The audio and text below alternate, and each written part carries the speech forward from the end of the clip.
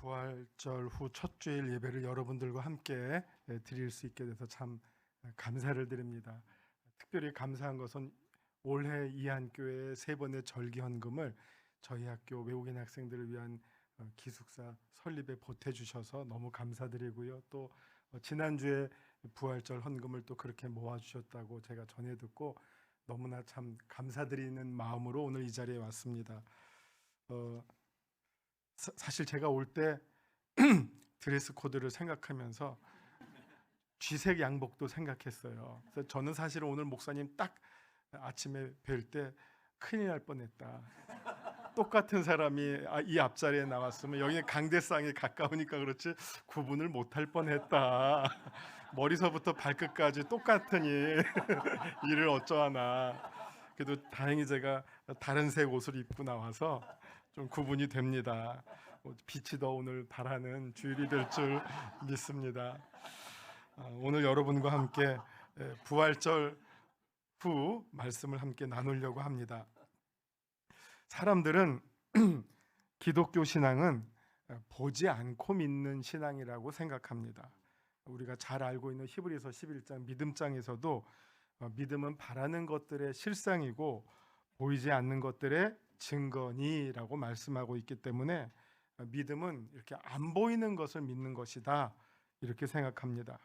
그래서 누구든지 교회 다니는 사람들이라 하더라도 우리가 보지 못하는 하나님, 보이지 않는 어떤 신앙의 현상들을 더 잘 믿지 못해서 안타까워하는 경우를 많이 보게 됩니다. 여러분, 그러나 사실은요, 믿음은 보면서 시작이 되었습니다. 기독교 신앙은요, 본 사람들에 의해서 시작되었습니다. 기독교 신앙이 증인들에 의해서 시작되었다는 사실은 무엇을 말합니까? 증인이란 무슨 말입니까? 실제로 자기가 본 바를 그대로 전하는 사람이 증인입니다. 예수님의 공생의 기간 동안 예수님을 직접 따라다니면서 보고 배운 사람들, 그리고 마지막에 예수님의 십자가와 부활을 직접 경험한 사람들, 이런 사람들 가운데 이들을 특별히 누구라고 부르냐 하면은 사도라고 부릅니다. 사도의 조건이 꼭 이것을 요구하고 있습니다. 이 사도들이야말로 첫 증인들이었습니다. 따라서 기독교는 이 예수님의 모든 것을 본 사람들에 의해서 그리고 그들의 증언에 의해서 기독교가 시작된 것입니다. 여러분, 기독교는 어떤 훌륭한 아주 특별한 사람이 무슨 동굴에서 깊은 산 속에서 혼자 구도를 하다가 깨달음을 얻게 돼서 야, 여기가 진리가 있다, 유레카 있죠, 이렇게 해서 기독교가 시작된 것이 절대로 아닙니다. 하나님을 본 사람이 없지만 그 하나님이 보내신 예수님을 본 자들에 의해서 기독교가 시작된 것입니다. 그래서 사실 믿음은 들음에서 나기 전에 먼저 봄으로부터 시작되었습니다. 이렇게 본 사람들이 자기들이 보고 경험한 바를 전할 때부터 이제 보지 못했던 사람들도 그 전하는 내용을 듣고 들음으로 믿음이 계속해서 이어져서 생겨나게 됩니다. 그래서 믿음은 비로소 들음으로 시작된다는 말이 성립이 되는 것입니다. 먼저 보았고 본 사람이 전함으로 들음으로 시작된 것입니다. 이제 우리는 더 이상 예수님께서 십자가를 직접 지시는 장면이나 부활하신 모습을 볼 수 없기 때문에 우리는 그 사실을 본 사람들이 전해준 증거하는 내용을 듣고 믿을 수밖에 없는 시대에 이르게 된 것이지요. 바로 지난주가 부활절이었습니다. 오늘 본문의 내용은 믿음이 어떻게 시작되었는지를 잘 소개해 주는 내용입니다. 무덤을 찾았던 여인들이나 제자들이 부활하신 예수님을 믿게 된 연유가 전해 듣고가 아니라 그분들이 먼저 부활하신 예수님을 보고 만나고 경험함으로 부활의 증인이 되었다는 것입니다. 예수님께서 직접 십자 못 박힌 손과 옆구리를 보여주시고 그 모습을 본, 그 자국을 본 제자들에 의해서 믿음이 시작되었습니다. 여러분, 요한복음 20장 20절을 보세요. 그 후에 자리에 없었던 도마가 들어와서 자기를 뺀 모든 제자들이 부활하신 예수님을 보았다 하니 자기는 보지 못하였으니 그 사실을 믿지 못하겠다고 말합니다. 그로부터 8일이 지난 후 이번에는 도마를 포함해서 모든 제자들이 다 모여 있을 때 예수님께서 다시 찾아오십니다. 그리고는 도마의 마음을 읽으시고 먼저 도마에게 말씀하십니다. 내 손가락을 이리 내밀어 내 손을 보고 내 손을 내밀어 내 옆구리에 넣어보라. 그리하여 믿음 없는 자가 되지 말고 믿는 자가 되라. 그러자 도마가 그대로 한 후 위대한 신앙 고백을 합니다. 나의 주님이시요 나의 하나님이시니이다. 여러분, 신약 성경에서 예수님을 향해서 직접 하나님이라고 고백한 경우는 도마가 유일합니다. 주님이시고 그리스도시고 뭐 여러 가지 신앙 고백했지만 하나님이십니다. 사실은 이게 유대교 전통에서는 있을 수 없는 신앙 고백인데 그 신앙 고백을 한 사람은 도마가 유일합니다. 그래서 도마는 믿어도 아주 확실하게 가장 최고의 믿음의 고백을 보여주고 있는 것입니다. 그래서 예수님께서 한 말씀 하십니다. 너는 나를 본고로 믿느냐? 보지 못하고 믿는 자들이 복되도다. 이게 29절 요 에피소드에서 제일 마지막 말씀입니다. 전체 맥락을 보면 예수님께서 결코 도마를 꾸짖지 아니하셨습니다. 너는 왜 이렇게 믿음이 없냐? 이렇게 뭐 질책을 하시지 않고요. 오히려 그로 하여금 만지도록 보도록 허락해 주셨습니다. 그래서 도마로 하여금 온전히 믿도록 해주셨습니다. 그런 면에서 성경은 참 친절한 책이고요. 예수님도 이렇게 뭐 딱딱하신 분이 아니라 아주 자애로우신 분이십니다. 예수님은 결코 도마에게 면박을 주시거나 믿음이 없다고 혼내시지 아니하셨습니다. 비록 마지막에 한 말씀 하셨습니다. 본고로 믿느냐? 보지 못하고 믿었으면 더 좋았을 텐데. 이거는 제가 볼 때 쯔쯔쯔 정도로 들립니다. 이랬으면 더 좋았을 텐데. 그러나 그 말씀은 정말 맞는 말이죠. 보지 못하고 믿을 수 있으면 더 좋았겠지만, 그러나 보고도 믿게 하는 것, 이것을 절대로 배척하거나 제껴두지 않는다는 겁니다. 보고라도 믿는 것, 그게 중요하다 하는 것을 알려주시는 것입니다. 우리 사회에서 몇 년 전부터 사라진 모습이 있습니다. 몇 년 전까지만 해도요, 길거리에서 노방전도하는 분들이 계셨어요. 막 플랜카드 들고 예수 믿으세요, 주 예수를 믿으라, 그러면 너와 내 집이 구원을 얻으리라. 또 공격적으로 하면 예수 천당 불신족 빨간 글씨로 이렇게 써갖고 다니면서 막 확성기 가지고 떠드는 분들이 있었고요. 지하철 타면 칸칸이 다니면서 막 외치는 정말 길거리 전도자들이 있었습니다. 어떤 분은 막 그 지하철 칸에서 예수 안 믿는다고 혼을 내면서 전도하는 분도 있었어요. 앉아있으면 저렇게 혼내면 누가 믿을까? 뭐 혼내면서 믿는 건 아닌 것 같아요. 간절한 마음으로 전하는 거는 좋은데 혼을 내요. 그러면 참 안타까운 마음이 들기도 했습니다. 그때 우리가 이렇게 그걸 뭐 할까? 구경꾼, 관람자의 위치에서 생각해 보면 뭐 여러 가지 반응이 나타납니다. 무관심, 또 짜증, 그러다가 어떤 또 성질 급한 사람들은 맞서서 싸우기도 합니다. 뭐 시끄러워요 하고 막 또 뭐 하여튼 뭐 공격하기도 합니다. 뭐 때로는 조용히 막 또 응원하기도 합니다. 저 교회 다닙니다. 막 격려를 해주기도 합니다. 이런 다양한 분위기가 있었지만 이제는 모든 이런 모습이 완전히 사라져 버렸습니다. 무슬림 국가 같은 곳이나 아주 원리주의적 힌두교, 불교 국가 같은 데서는 공개적으로 이렇게 전도 행위가 금지 사항이지만 우리나라는 종교의 자유가 있지만 이거는 어떻게 보면 공중도덕의 차원에서 민폐를 끼치지 않는 차원에서 이게 점점 사라져버린 그런 모습이 되었습니다. 그래서 이제는 이런 식의 전도는 전도의 방법으로 더 이상 통용될 수 없는 그런 사회 문화가 형성되었습니다. 그럼 이제는 어떻게 전도를 해야 합니까? 복음을 이렇게 공개적인 자리에서 소리를 통해서 외쳐서 하는 것이 아니라 정말 우리가 사람들에게 더 다가갈 수 있는 방법에 대해서 생각해 보게 되었습니다. 그리스도의 증인들이 복음을 증언함으로 예수를 믿게 했던 그런 어떤 오래된 방식만이 성경을 보면 전도하는 방법이 아니었습니다.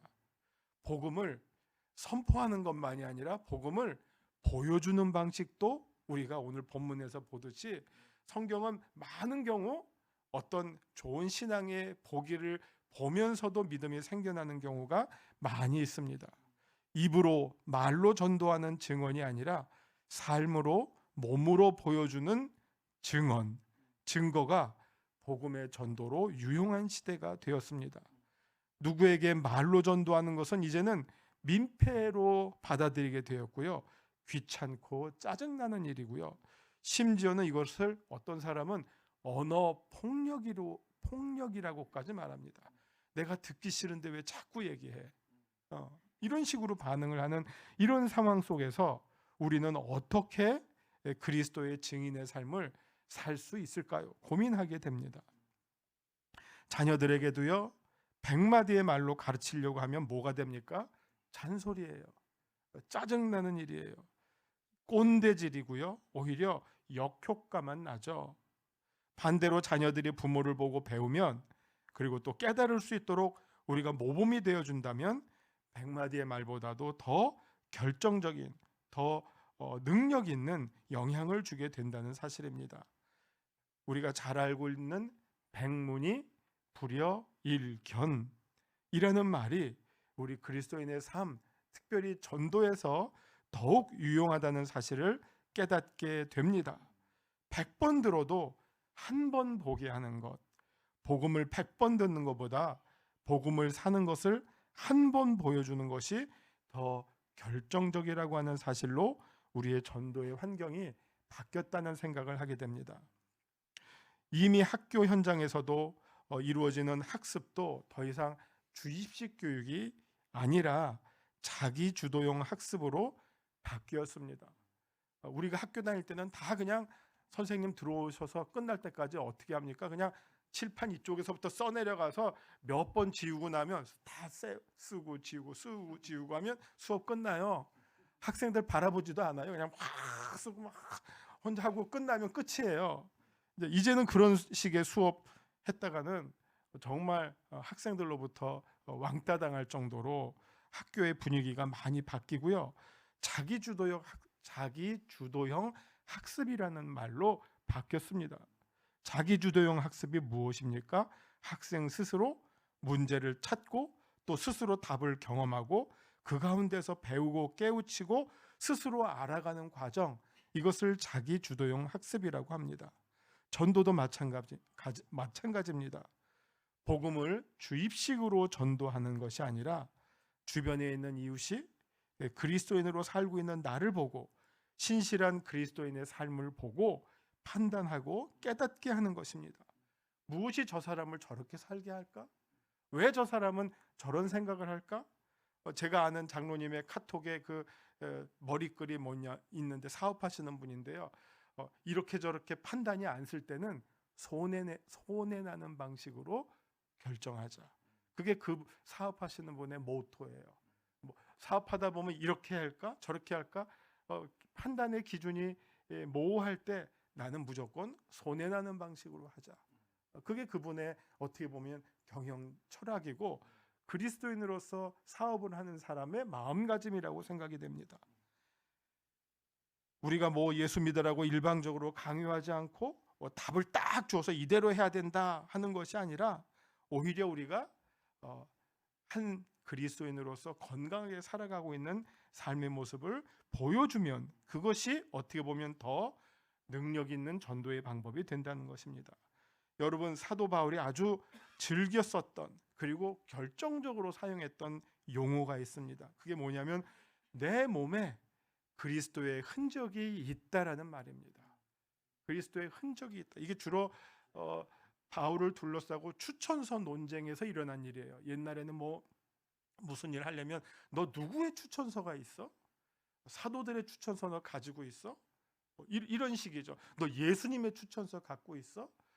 추천서를 내세울 게 없으면 그 사람은 아무것도 아닌 존재예요. 그냥 혼자 떠드는 존재예요. 이렇게 바울을 공격했어요. 그럴 때 바울이 마지막으로 자기의 히든 카드로 썼던 말이 뭐냐? 내 몸에 예수의 흔적을 가지고 있다. 그 흔적을 보면 그것이 나의 추천서다. 똑같다고 봅니다. 우리 그리스도인들의 삶 속에 예수의 흔적이 있고 그 흔적을 본 사람들로 하여금 예수님을 보여주게 하는 것, 그것이 우리가 보여줘야 할 최고의 복음입니다. 우리의 삶 속에서 예수님의 흔적이 자연스럽게 자리 잡게 되면 가정에서 자녀들이 보고 배우고요, 직장에서 우리의 동료들이 보고 배우고요, 변하고요, 교회에서 우리 성도들이 서로 보고 배우고 변하고 은혜 받게 되는 것입니다. 많은 경우 100마디의 말보다 한 번의 행동이 더 중요하다는 것입니다. 복음은 말로 전하는 것만이 아니라 삶으로 보여주는 것입니다. 아직도 우리 주위에 믿지 않는 사람들이 많이 있습니다. 오히려 믿지 않는 사람들이 이제는 점점 더 늘어나고 있는 상황입니다. 전도는 우리가 주님 오실 때까지 성도들이 그리고 교회가 해야 할 제일 중요한 사명입니다. 그러나 땅끝까지 이르러 증인이 되는 일은 사실 우리가 가장 가까운 곳에서 복음을 사는 삶을 보여줌으로 우리의 삶에 새겨진 예수님의 흔적, 그리스도의 흔적을 보여줌으로 전도가 효과를 발휘한다는 사실을 꼭 기억해야 할 것입니다.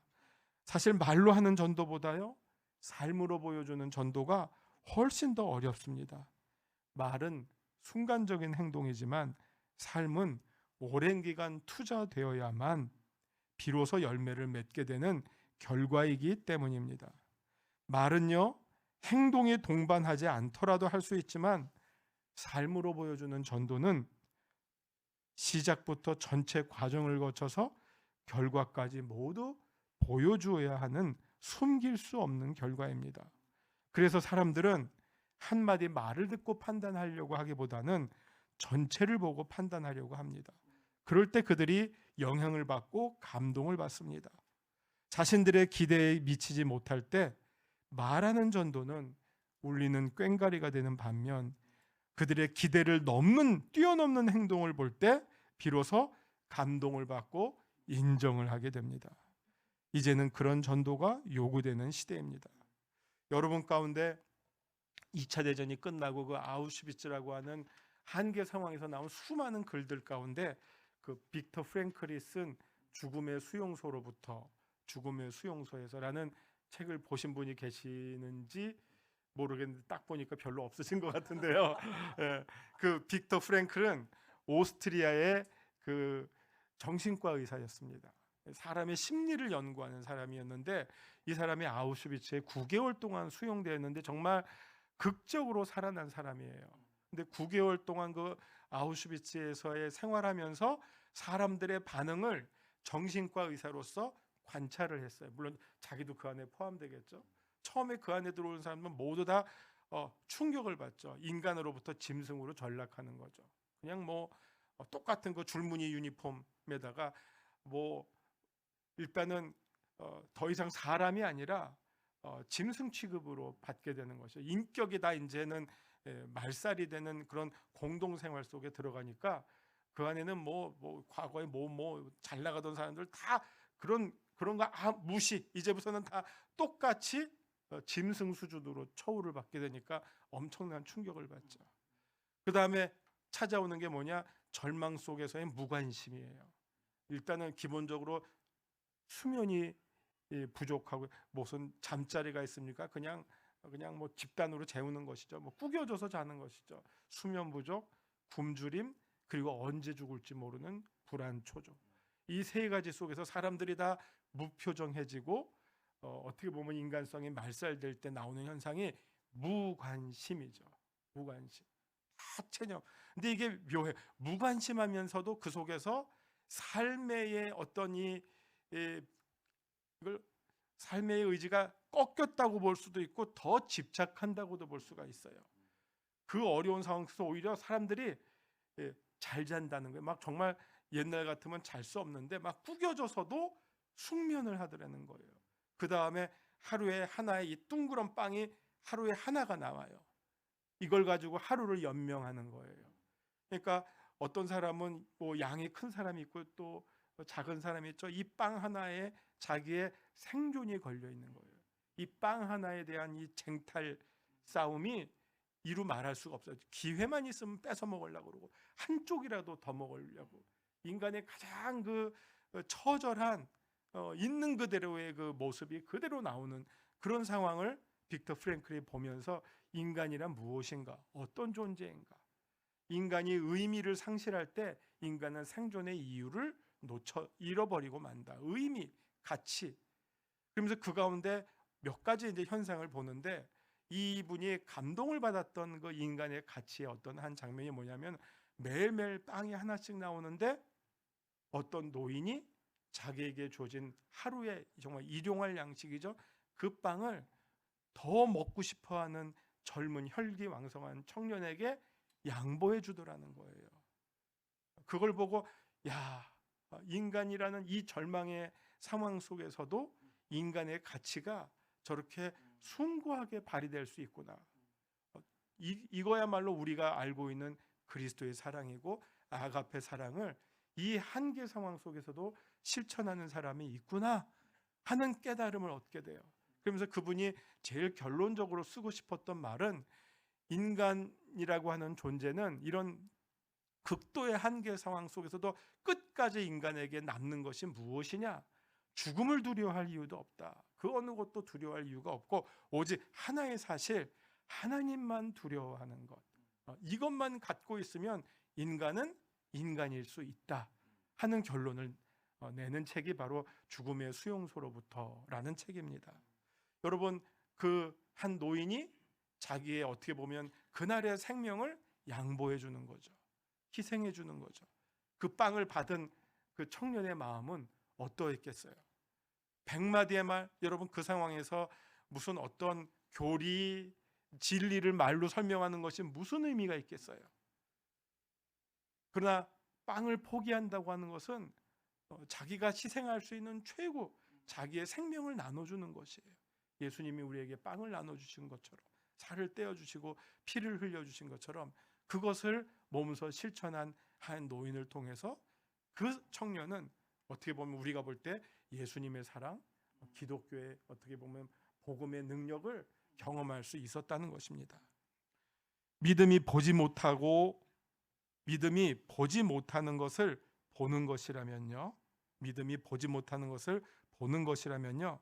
성숙한 믿음은 보지 못하는 것을 보게 해주는 것입니다. 보여주는 것입니다.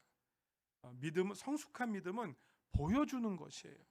말로 하는 것이 아니라 보게끔 해주는 것입니다. 전도는 말로 하는 것이라고 선포라고만 생각해서는 안 됩니다. 말씀을 사는 모습을 보여주어야 합니다. 그러니까 선포는 프로클레메이션이잖아요. 이렇게 선포하는 거. 근데 보여주는 거는 리빌이에요. 나타내 주는 거예요. 내가 그리스도인의 삶을 살고 있음을 보여주는 것. 그것이 오늘날 우리 그리스도인들에게 꼭 필요한 우리의 삶의 모습이라고 생각합니다. 성도들이 스스로 말씀을 살고 자기가 믿는 대로 실천하고 살아내는 것을 볼 때 그때 내가 전했던 말씀이 비로소 보여지는 하나님의 말씀이 됩니다. 그렇지 않으면 그 말씀은 공허한 소리에 지나지 않게 됩니다. 이제 전도는 복음을 보여줌으로 이루어집니다. 사실 이 방식이 오늘 우리가 본문에서 보듯이 예수님께서 부활 후 자신의 몸을 제자들에게 보여주심으로 부활이 무엇인지를 알려주셨다는 거예요. 부활을 교리로 설명해 주신 게 아니에요. 나중에 이런 일이 일어날 것이다 예언해 주신 것이 아니라 직접 보여주셨다는 겁니다. 바울도 그리스도의 흔적, 예수의 흔적을 주게 됩니다. 내가 그리스도를 위해서 몇 번 매를 맞고 어떤 흔적이 있고 어떤 고생을 당했고 나의 삶의 모든 역사가 예수님의 흔적으로 가득 차 있다라고 보여주었다는 것입니다. 이제 전도는 복음을 보여줌으로 이루어집니다. 사도 바울이 내 몸에 예수의 흔적을 지녔다고 외쳤던 것처럼 우리 몸에, 우리의 삶 속에도 예수님의 흔적이 곳곳에 자리 잡는 그리스도인들이 모두 되시기를 기원합니다. 이걸 다른 식으로 말하면요, 우리의 삶 머리서부터 발끝까지 예수님의 손때가 묻은 그리스도인, 예수님께서 사방팔방을 다 만져주셔서 예수님과 동행한 그 흔적이 내 삶 곳곳에 자리 잡고 있는 그리스도인이라면 그 사람들을 볼 때 우리의 이웃들이 예수님을 보게 될 것입니다. 예수님의 손과 발을 만날 수 있게 될 줄로 믿습니다. 이게 부활 후 첫 주일인데요, 정말 부활의 능력이라고 하는 것은 우리가 살아낼 때 나타나죠. 그거 아무리 말로 해서 무엇입니까? 예수 부활하셨다 하는 것은 어떻게 보면 죽음을 이기신 생명의 힘이에요. 우리의 삶 속에서 생명의 힘, 사랑의 능력을 보여줄 때 부활의 증인들의 삶이 여러분을 통해서 펼쳐질 줄 믿습니다. 기도하시겠습니다. 주님, 이렇게 또 부활 후 첫 주일 우리 이한교회 성도들과 함께 예배드리게 하시니 감사드립니다. 세상을 이롭게 하는 이 교회의 어떤 정신을 가지고 세워져 가고 있는 귀한 교회입니다. 우리를 통해서 복음이 선포될 뿐만 아니라 땅끝까지 보여지게 하여 주시고 우리를 통하여 선한 능력이 나타날 수 있는 귀한 성도님들 되게 하여 주시옵소서. 예수님 이름으로 감사드리며 기도하옵나이다. 아멘.